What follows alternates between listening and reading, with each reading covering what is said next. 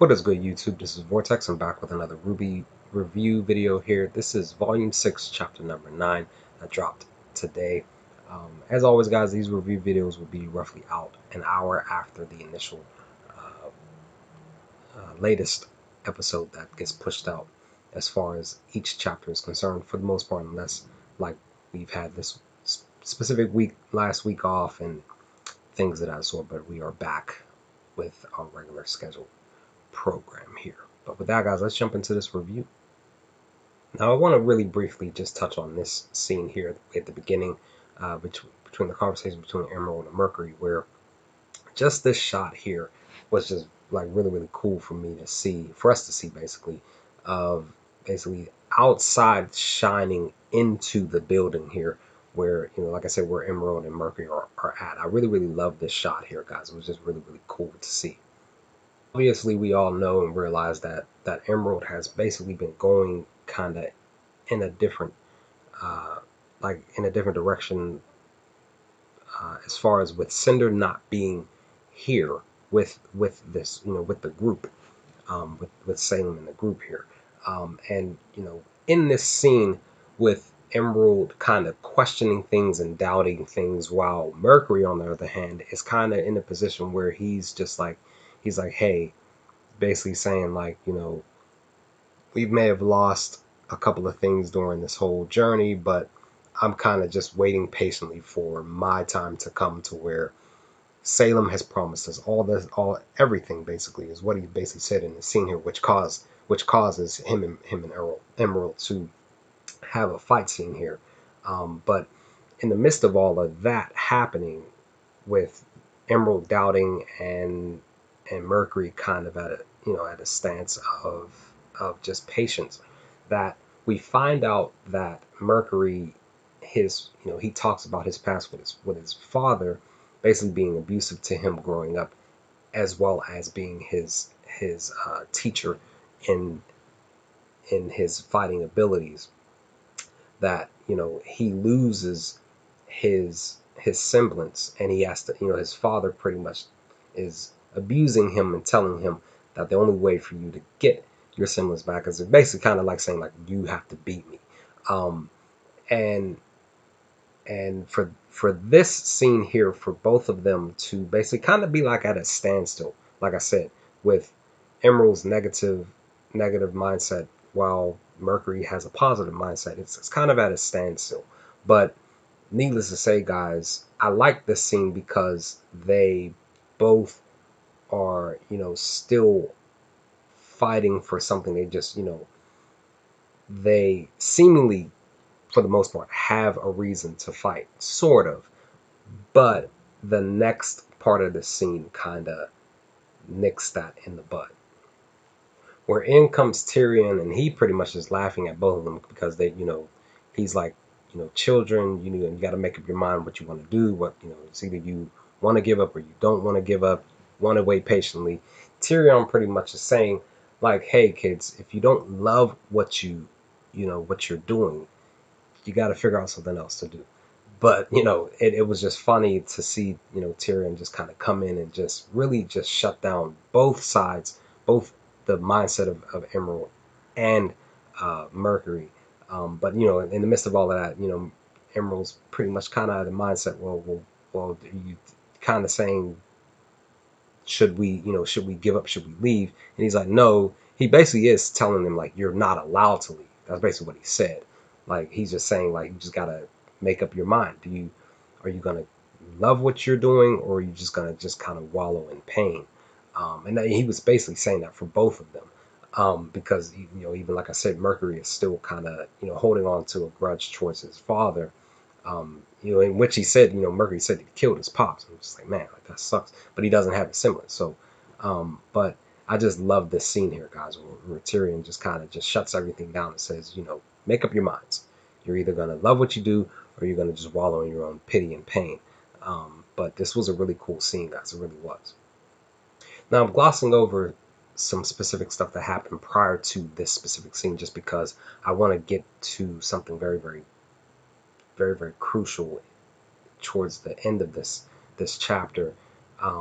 We pretty much have Jean and basically Team Juniper walking and talking with Jean's sister. They have a conversation, but specifically here that this leaf comes up as Jean is sitting and he needs to kind of like sit by himself while Nora and them kind of go off to get some coffee. But this leaf comes out of nowhere. Jean notices it and it blows in a specific direction, and that specific direction takes him to the next scene here. And that specific place was right over here, not too far away from where Jean was sitting, is a statue of Pyrrha, and he comes over here, alone. There's nobody around. And initially, my shock, I was just like, when did they put the statue up here? I believe that I kind of forgot that Pyrrha even grew up here, um, and you know, eventually a lady talks, and I initially was thinking that, and I'm not sure if this is true or not, but because I didn't even check this information out yet, but the person talking, this woman talking, who I thought sounded like Pyrrha's voice actor, it could still be. I just have to check it, but I believe that this woman is Pyrrha's mother. She randomly shows up at the same round, roughly around the same time that Jean shows up, because this leaf blows and he follows his leaf into this place here. Um, and it was just like wow, like it was just a moment of just wow, guys, like this is crazy that this leaf pops up out of nowhere. Jean follows it. He's standing in front of the Pyrrha statue, and it was a heartwarming moment that definitely would probably bring some tears to a lot of people's eyes. And just the fact that, like I said, I believe that this woman is Pyrrha's mother, because I believe that for both of them, it gives both of them some sense of peace, because they both have a heart-to-heart conversation just about Pyrrha, the effect that she had on both of them. Um, and I believe that Jean even kind of knows that this is Pyrrha's mom. But I just like this scene, guys. I really, really like this scene. Just it's it was just a beautiful scene, to be honest. And also the fact that this lady looks just, and she resembles Pyrrha, or should I say, Pyrrha resembles her. It man, like, guys, like, this was just a touching moment, to be like, just to be really, really honest, guys. It was just a beautiful moment, and like I said, I really believe that this is Pyrrha's mom, um, or just a family member, like a sister or aunt, something. But it, man, it just was just a great scene, guys. Really, really great. Now, in the midst of everything that I just talked about, the big uh, ending portion of this chapter is here, back at Jean's sister's home. Because Oscar had been missing, people, they went out looking for him. That he ended up actually just going out, and as you can tell here, Oscar here standing in between Jean and Maria here. That he just went out and just bought some new gear, and he looks really dope to me, to be honest. And he wanted to treat the group. He bought some food to make some casserole, which he pretty much almost burnt. But needless to say, guys, the ending of the chapters is here specifically because Crow wants the group to just let it go. Crow's still kind of in this drunk, depressive state, but Ruby, once again, because I love her leadership and her stance in this volume, that she is adamant that they keep trying. She was right in what she was saying here at the end of in this scene, at the end of this chapter, that they've made it here without any true adult, true leader. Here we've kind of trucked along in our own way. We've made it this far, and I believe we can do it again, because Jean pretty much is saying, like, I have a crazy idea, and it's a no turning back idea, and pretty much it's just stealing an Argus ship and heading in the direction that we really need to go. And Crow was very adamant that he didn't want them to do it. Like I said, he wants them to just give it up. But Ruby, in her growing up before our eyes, is just saying, like, look, let's keep going, and I wanna really hear what Jean has to say as far as how we're gonna get this ship, steal this ship. So that's pretty much the for the most part the entire chapter, guys.